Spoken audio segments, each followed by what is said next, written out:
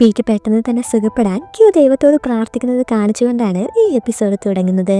അച്ഛനാണെങ്കിൽ assistant പറഞ്ഞ കാര്യങ്ങളെക്കുറിച്ച് ആലോചിച്ച് വിഷമിച്ചിരിക്കുവാണ്. ക്യൂവിനെ കാണുന്നതും അദ്ദേഹം കണ്ണു തുടയ്ക്കുന്നുണ്ട്. അവൾ അച്ഛന്റെ മുന്നിൽ മുട്ടുകുത്തി, എന്നോട് ക്ഷമിക്കണം, നിങ്ങൾ അസിസ്റ്റന്റിനോട് സംസാരിക്കുന്നതെല്ലാം ഞാൻ കേട്ടു. പീറ്റിന്റെ കാര്യത്തിൽ അച്ഛൻ നീ എന്താ ചെയ്യാൻ പോകുന്നതെന്ന് ചോദിക്കുമ്പോൾ അച്ഛൻ അവളെ എണീപ്പിച്ച് തന്റെ അടുത്ത് ഇരുത്തുവാണ്. എന്തൊക്കെ പറഞ്ഞാലും അവൻ എന്റെ മകൻ തന്നെയാണ്. ആദ്യം മുതലേ ഞാൻ അവനെ എത്ര സ്നേഹിച്ചിരുന്നോ അതേ അളവിൽ ഞാൻ ഇപ്പോഴും അവനെ സ്നേഹിക്കുന്നുണ്ട്.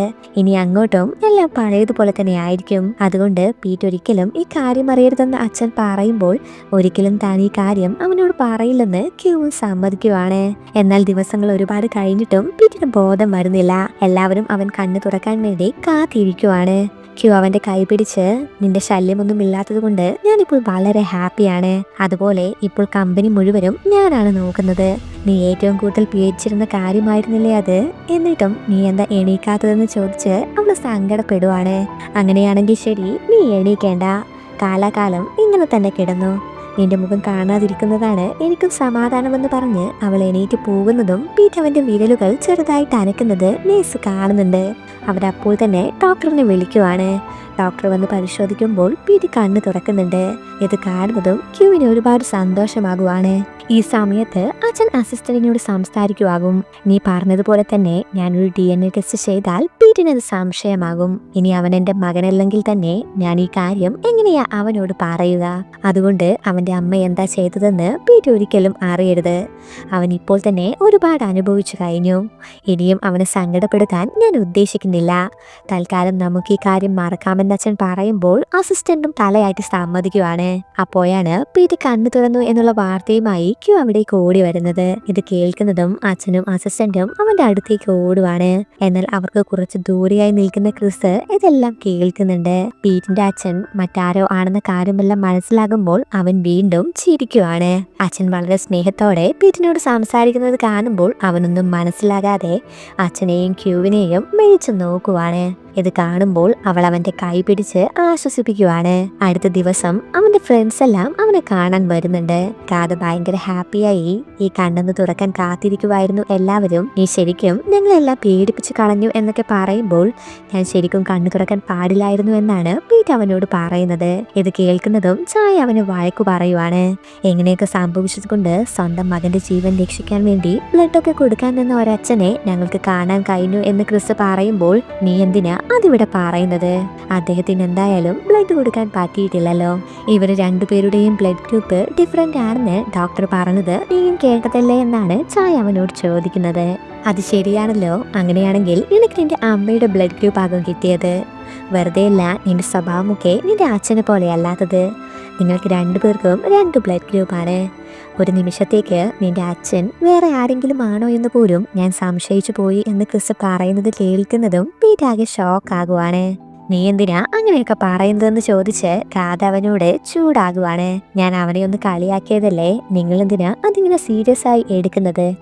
എന്തായാലും അങ്ങനെയായിരിക്കാൻ ഒരു വഴിയുമില്ല. ക്യൂ അവന്റെ സ്വന്തം സിസ്റ്ററാണെന്നുള്ള കാര്യം തന്നെ അവൻ ഇപ്പോഴാണ് അറിയുന്നത്. അതുതന്നെ ഒരിക്കലും നടക്കാൻ സാധ്യതയില്ലാത്ത കാര്യമായിരുന്നു എന്നവൻ കളിയാക്കുമ്പോൾ കാത് ദേഷ്യത്തിൽ ക്രിസിനെ നോക്കുവാണ്.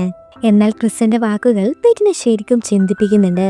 കാരണം അവൻ ഒറ്റവണ അമ്മയുടെ കൂടെ ഹോസ്പിറ്റലിൽ പോയ സമയത്ത് അവരുടെ ബ്ലഡ് ഗ്രൂപ്പ് പോസിറ്റീവ് ആണെന്ന് അമ്മ പറഞ്ഞത് അവന് നല്ല ഓർമ്മയുണ്ട്. അച്ഛന്റെയും അമ്മയുടെയും ബ്ലഡ് ഗ്രൂപ്പിൽ നിന്ന് ഡിഫറെന്റ് ആയി മക്കളുടെ ബ്ലഡ് ഗ്രൂപ്പ് ഉണ്ടാകാൻ സാധ്യത വളരെ കുറവാണ്. അപൂർവം കേസുകളിൽ മാത്രമേ അങ്ങനെയൊക്കെ സംഭവിക്കാറുള്ളൂ. ഇത് ഓർമ്മ വരുന്നതും എന്താണ് സംഭവിക്കുന്നതെന്ന് മനസ്സിലാകാതെ പീറ്റാകെ അന്തം വിട്ട് നിൽക്കുവാണ്. ഇവൻ പറയുന്നതൊന്നും നീ കേൾക്കേണ്ട. ഇപ്പോൾ നിനക്ക് റെസ്റ്റ് ആണ് ആവശ്യം. നല്ലതുപോലെ റെസ്റ്റ് എടുത്തോ എന്ന് ചായ അവനോട് പറയുവാണ്. എന്നിട്ട് ക്രിസിന് നേരെ തിരിഞ്ഞ്, തമാശക്കാണെങ്കിൽ പോലും അങ്ങനെയൊന്നും പറയരുതെന്ന് അവള് ക്രിസിനോട് ദേഷ്യപ്പെടുന്നുണ്ട്. ക്രിസ് അവിടെ നിന്ന് പോകുമ്പോൾ കാത് അവനെ പിടിച്ചു നിർത്തി, അവനിപ്പോൾ ജീവിതത്തിലേക്ക് തിരിച്ചു വന്നതേയുള്ളൂ.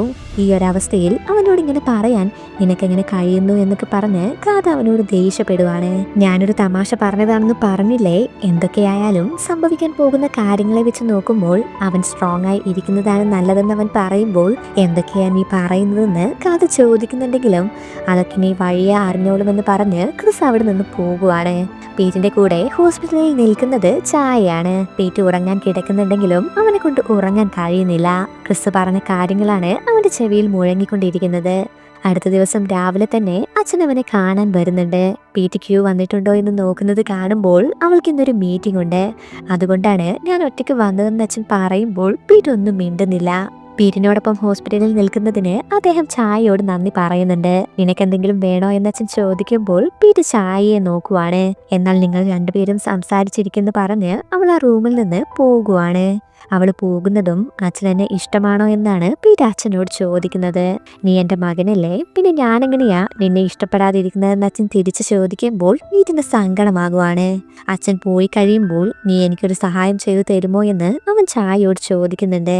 അവന്റെ വീട്ടിൽ ചെന്ന് അച്ഛന്റെ മുടിയോ ടൂത്ത് ബ്രഷോ എന്തെങ്കിലും എടുത്തോണ്ട് വരാനാണ് പീറ്റ് അവളോട് പറയുന്നത്. അവൻ പറഞ്ഞതുപോലെ തന്നെ ചായ അവന്റെ വീട്ടിലേക്ക് പോകുവാണ്.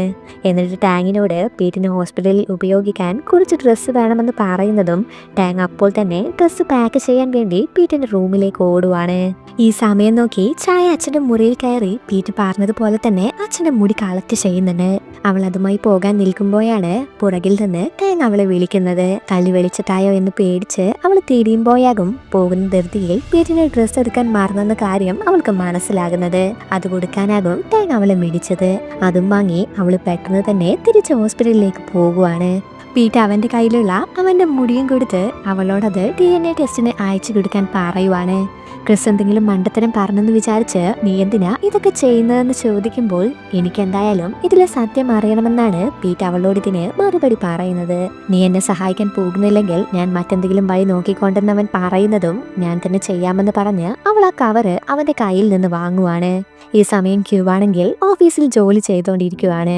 അവൾക്കറിയാത്ത കാര്യങ്ങളെല്ലാം അസിസ്റ്റന്റ് അവൾക്ക് പറഞ്ഞു കൊടുക്കുന്നുണ്ട്. പീറ്റിന്റെ ഉപദ്രവമൊന്നും ഇല്ലെങ്കിലും അവൾക്ക് അവനെ ശരിക്കും മിസ് ചെയ്യുന്നുണ്ട്. അടുത്ത ദിവസം നീ പീറ്റിനെ കാണാൻ വരുന്നില്ലേ എന്ന് അച്ഛൻ അവളോട് ചോദിക്കുവാണ്. ഞാൻ വരുന്നത് അവന് ചിലപ്പോൾ ഇഷ്ടപ്പെട്ടെന്ന് വരില്ല. അവന്റെ ദേഷ്യം അച്ഛന് നന്നായിട്ട് അറിയുന്നതല്ലേ എന്നാണ് ക്യൂ അച്ഛനോട് പറയുന്നത്. അവനെ കാണാതിരുന്നെന്ന് കരുതി നിങ്ങൾക്കിടയിലെ പ്രശ്നങ്ങൾ ഒരിക്കലും അവസാനിക്കാൻ പോകുന്നില്ല. ഒരു ദിവസം എന്തായാലും അവൻ നിന്നെ അംഗീകരിക്കുമെന്ന് എനിക്ക് നല്ല ഉറപ്പുണ്ടെന്ന് അച്ഛൻ പറയുമ്പോൾ ക്യൂ ഒന്നും പറയുന്നില്ല. അവിടെ നിന്ന് മാറിയാൽ ചായ പീറ്റിന് DNA ടെസ്റ്റിന്റെ റിസൾട്ട് കൊണ്ടുവന്ന് കൊടുക്കുന്നതാണ് കാണിക്കുന്നത്. പേടിയോടെയാണെങ്കിലും അവനത് തുറന്നു നോക്കുന്നതും റിസൾട്ട് മിസ്മാച്ച് എന്ന് കാണുന്നതും അവനാകെ തകർന്നു പോകുവാണ്. ഇത്രയും കാലം അച്ഛന്റെ മകനാണ് താനെന്ന അഹങ്കാരമായിരുന്നു അവന്. ഇപ്പോൾ ആ താൻ തന്നെ ആ കുടുംബത്തിലെ ആരുമല്ലെന്ന് മനസ്സിലാകുമ്പോൾ പീറ്റ് കരഞ്ഞു പോകുവാണ്. ചായ അവനെ ആശ്വസിപ്പിക്കാൻ നോക്കുന്നുണ്ടെങ്കിലും ഞാൻ എൻ്റെ അച്ഛന്റെ മകനല്ല, ഞാൻ ആരുടെ മകനാണെന്ന് പോലും എനിക്കിപ്പോഴറിയില്ല എന്ന് പറഞ്ഞ് ദേഷ്യത്തിൽ അവൻ ആ റിസൾട്ട് ചിരുട്ടിക്കൂട്ടി എറിയുവാണ്. അവന്റെ ശബ്ദം കേട്ട് ക്രിസും ഗാഥയും അവിടേക്ക് വരുന്നുണ്ട്. ഗാഥ എന്താ കുഴപ്പമെന്ന് ചോദിക്കുമ്പോൾ ക്രിസ് നിലത്തുള്ള ആ പേപ്പർ തുറന്ന് നോക്കുന്നതും അത് DNA ടെസ്റ്റിന്റെ റിസൾട്ട് ആണെന്ന് അവന് മനസ്സിലാകുന്നുണ്ട്. ഗാഥ അവന്റെ കയ്യിൽ നിന്ന് അത് തട്ടിപ്പിടിച്ച് വാങ്ങി നോക്കുമ്പോൾ അവനാകെ ഞെട്ടുവാണ്. പീറ്റ് കരയുന്നത് കാണുമ്പോൾ ക്രിസിന് സന്തോഷമാകുന്നുണ്ടെങ്കിലും അവനത് മറച്ചു വെച്ച് പീറ്റിനോട് സോറിയൊക്കെ പറഞ്ഞ് സങ്കടമുള്ളതുപോലെ അഭിനയിക്കുവാണ്. അവനിപ്പോൾ തന്റെ ഒരു ശത്രുവായിട്ടാണ് പീറ്റിനെ കാണുന്നത്. അവര് പുറത്തേക്ക് വരുമ്പോൾ അച്ഛനും ക്യൂവും അവിടേക്ക് വരുന്നുണ്ട്. പീറ്റ് DNA ടെസ്റ്റ് ചെയ്ത കാര്യവും അത് മാച്ചല്ല എന്നാണ് കാണിക്കുന്നത് എന്നൊക്കെ അവരുടെ അച്ഛനോട് പറയുവാണ്. ഇത് കേൾക്കുന്നതും അദ്ദേഹം പീറ്റിന്റെ അടുത്തേക്ക് ഓടി വരുവാണ്. നീ എന്തിനാ മോനെ അത് ചെയ്തതെന്ന് അച്ഛൻ ചോദിക്കുമ്പോൾ പീറ്റ് ഒന്നും പറയാതെ അച്ഛനോട് ദേഷ്യപ്പെട്ടതിനെ കുറിച്ചാണ് ആലോചിക്കുന്നത്. സ്വന്തം അച്ഛൻ പോലും അല്ലാതെയാണ് അവൻ ഇത്രയും കാലം അദ്ദേഹത്തെ സങ്കടപ്പെടുത്തിയതെന്ന് ആലോചിക്കുമ്പോൾ പീറ്റിന് സങ്കടവും കുറ്റബോധവും എല്ലാം തോന്നുന്നുണ്ട്. എന്നെ മോനെ എന്ന് വിളിക്കേണ്ട, ഞാൻ നിങ്ങളുടെ മകനല്ല എന്നാണ് അവൻ അച്ഛനോട് മറുപടി പറയുന്നത്. ടെസ്റ്റ് റിസൾട്ട് എന്തു തന്നെയായാലും ഞാൻ നിന്റെ അച്ഛനാണ്, നീ എന്റെ മകനും. ആ കാര്യത്തിൽ ഒരു മാറ്റവുമില്ല എന്ന് അച്ഛൻ പറയുമ്പോൾ അച്ഛന് നിന്നെ ഒരുപാട് ഇഷ്ടമാണ്. എന്തൊക്കെ സംഭവിച്ചാലും അതൊരിക്കലും മാറില്ല എന്നൊക്കെ ക്യൂ പറയുന്നത് കേൾക്കുമ്പോൾ നിനക്കെന്തും പറയാം, പക്ഷെ ഞാൻ അനുഭവിക്കുന്ന വേദന എനിക്ക് മാത്രമേ അറിയൂ എന്ന് പറഞ്ഞ് പീറ്റ് അവളോട് ദേഷ്യപ്പെടുവാണ്.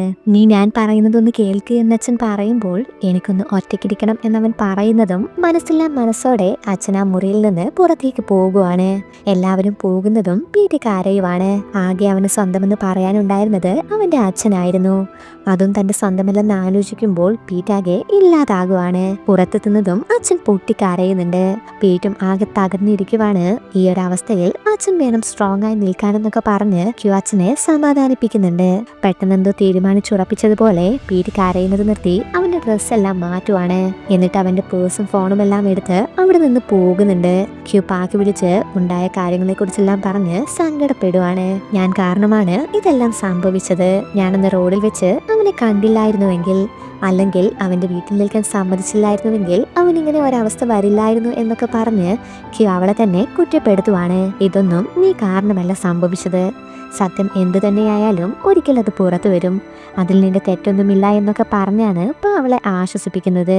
ചായയാണെങ്കിൽ അവൾക്ക് പീറ്റിനെ തനിച്ചാക്കാൻ കഴിയില്ല എന്ന് പറഞ്ഞ് അവന്റെ അടുത്തേക്ക് തന്നെ പോകാൻ നിൽക്കുവാണ്. പീറ്റിന് ഒറ്റയ്ക്കിരിക്കണമെന്ന് അവൻ പറഞ്ഞത് നീയും കേട്ടതല്ലേ എന്നൊക്കെ ക്രിസും കാതയും പറയുന്നുണ്ടെങ്കിലും അവളൊന്നും കേൾക്കാതെ പീറ്റിന്റെ അടുത്തേക്ക് തിരിച്ചു പോകാൻ നിൽക്കുവാണ്. മറ്റു വഴികളില്ലാതെ അവരും അവളോടൊപ്പം പോകുന്നതും തൊട്ടടുത്ത ലിഫ്റ്റിലൂടെ പീറ്റി പുറത്തേക്ക് പോകുന്നുണ്ട്. അച്ഛൻ ആ ടെസ്റ്റ് റിസൾട്ട് വലിച്ചു കീറി ഇക്കാര്യം മറ്റാരും അറിയാൻ പാടില്ല, എല്ലാം പഴയതുപോലെ തന്നെ ആയിരിക്കണം. പീറ്റിന്റെ ഫ്രണ്ട്സിനോട് ഞാൻ സംസാരിച്ചോളാം എന്ന് പറയുമ്പോൾ ഞാനും നിങ്ങളുടെ കൂടെ വരാമെന്ന് പറഞ്ഞ് ക്യൂവും അവരോടൊപ്പം പോകുവാണ്. ചായ പീറ്റിന്റെ റൂം തുറക്കാൻ നിൽക്കുമ്പോഴാണ് അച്ഛൻ അവിടേക്ക് വരുന്നത്. കാര്യങ്ങളെല്ലാം പറയുമ്പോൾ ഞങ്ങൾ ആരോടും ഈ കാര്യം പറയില്ലെന്ന് കാതയും ചായയും പറയുന്നുണ്ടെങ്കിലും ക്രിസ് ഒന്നും മിണ്ടുന്നില്ല. കുറച്ചു കഴിഞ്ഞ് അങ്കിള് പേടിക്കേണ്ട, ഞങ്ങൾ അവന്റെ ഫ്രണ്ട്സ് ആണ്, അവനെ വേദനിപ്പിക്കുന്ന തരത്തിലൊന്നും നിങ്ങൾ ചെയ്യില്ല എന്നാണ് അവൻ അച്ഛനോട് പറയുന്നത്. അവര് റൂമിൽ വന്ന് നോക്കുമ്പോഴാണ് പീറ്റ് അവിടെ ഇല്ല എന്ന കാര്യം അവർക്ക് മനസ്സിലാകുന്നത്. അവര് ബാത്റൂമിലൊക്കെ നോക്കുന്നുണ്ടെങ്കിലും അവനെ കാണാനുണ്ടാകില്ല. ഈ സമയം പീറ്റ് ടാക്സിയിൽ എവിടേക്കോ പോയിക്കൊണ്ടിരിക്കുവാണ്. അവരെല്ലാവരും ഹോസ്പിറ്റലിലെല്ലാം തിരയുന്നുണ്ട്. ക്രിസും പീറ്റിനെ അന്വേഷിക്കുന്നുണ്ടെങ്കിലും ഉള്ളിന്റെ ഉള്ളിൽ പീറ്റിനെ കാണാനില്ലാത്തതിൽ അവൻ സന്തോഷിക്കുവാണ്. ഹോസ്പിറ്റൽ മുഴുവൻ തിരഞ്ഞിട്ടും അവനെ കാണാത്തത് കാണുമ്പോൾ അച്ഛന് പേടിയാകുന്നുണ്ട്. പീറ്റ് ടാക്സിയിൽ പോകുന്നത് CCTV ക്യാമറയിൽ റെക്കോർഡ് ആയിട്ടുണ്ടെന്ന് അസിസ്റ്റന്റ് വന്ന് പറയുമ്പോൾ എത്രയും പെട്ടെന്ന് അവനെ കണ്ടുപിടിക്കാൻ ആളുകളെ അയക്കാനാണ് അച്ഛൻ അയാളോട് പറയുന്നത്. പീറ്റ് നേരെ അവന്റെ അമ്മയുടെ കല്ലറയിലേക്കാണ് പോകുന്നത്. അമ്മയെ നിങ്ങൾ എന്നെ ശരിക്കും പറ്റിച്ചു കളഞ്ഞു. ഞാൻ ഇത്രയും കാലം കരുതിയത് അച്ഛനാണ് നിങ്ങളെ വഞ്ചിച്ചതെന്നാണ്. എന്നാൽ നിങ്ങളും അച്ഛനും തമ്മിൽ ഒരു വ്യത്യാസവുമില്ല. നിങ്ങളാണ് ശരിക്കും എന്നെ ഒരു പിശാചാക്കി മാറ്റിയത്. നിങ്ങളുടെ കാമുകന്റെ മകനെ മറ്റൊരാളുടെ മകനാണെന്ന് പറഞ്ഞ് വളർത്താൻ നിങ്ങൾക്ക് എങ്ങനെ കഴിഞ്ഞു എന്നൊക്കെ പറഞ്ഞ് അവൻ അമ്മയോട് ദേഷ്യപ്പെടുവാണ്. എന്റെ ആരുമല്ലാത്ത ഒരാളെയാണ് ഞാൻ ഇത്രയും കാലം വിഷമിപ്പിച്ചത്. അദ്ദേഹത്തെ അച്ഛ എന്ന് വിളിക്കാനുള്ള അവകാശം പോലും എനിക്കില്ല. അദ്ദേഹം എന്നെ ഇഷ്ടമാണെന്ന് പറയുമ്പോഴെല്ലാം ഞാൻ അദ്ദേഹത്തോട് ചെയ്ത കാര്യങ്ങളാണ് എനിക്ക് ഓർമ്മ വരുന്നതെന്ന് പറഞ്ഞ് അവൻ കരയുവാണ്. ചായ അവളുടെ വീട്ടിൽ വന്ന് പീറ്റിനെ അന്വേഷിക്കുന്നുണ്ടെങ്കിലും അവൻ അവിടെയും ഉണ്ടാകില്ല. ഇത് കാണുമ്പോൾ അവൾ അവനെ ഫോൺ വിളിക്കുന്നുണ്ടെങ്കിലും പീറ്റ് എടുക്കുന്നില്ല. മറ്റുള്ളവരെല്ലാവരും പീറ്റിനെ അന്വേഷിച്ചുകൊണ്ടിരിക്കുമ്പോൾ ക്രിസ് അവന്റെ കഫേയിൽ വന്ന് പീറ്റിനെ കാണാതായത് ആഘോഷിക്കുവാണ്. ഈ സമയത്ത് ഗാഥ അവന് വിളിക്കുന്നുണ്ട്. നീ എവിടെയാണ്, പീറ്റിനെ കിട്ടിയോ എന്ന് ചോദിക്കുമ്പോൾ ഇല്ല, ഞാൻ അവനെ അന്വേഷിച്ചുകൊണ്ടിരിക്കുവാണ്, കാണുവാണെങ്കിൽ നിന്നെ വിളിക്കാമെന്ന് പറഞ്ഞ് അവൻ ആ കോള് കട്ട് ചെയ്യുവാണ്. എന്നിട്ടൊരു സൈക്കോയെ പോലെ അവൻ അവിടെ ഇരുന്ന് ചിരിക്കുവാണ്. ശരിക്കും പീറ്റിനെ കാണാതായതിൽ എന്തെന്നില്ലാത്ത ഒരു സന്തോഷമാണ് ക്രിസിന് തോന്നുന്നത്. അവിടെ വെച്ച് ഈ ഒരു എപ്പിസോഡ് അവസാനിക്കുവാണ്.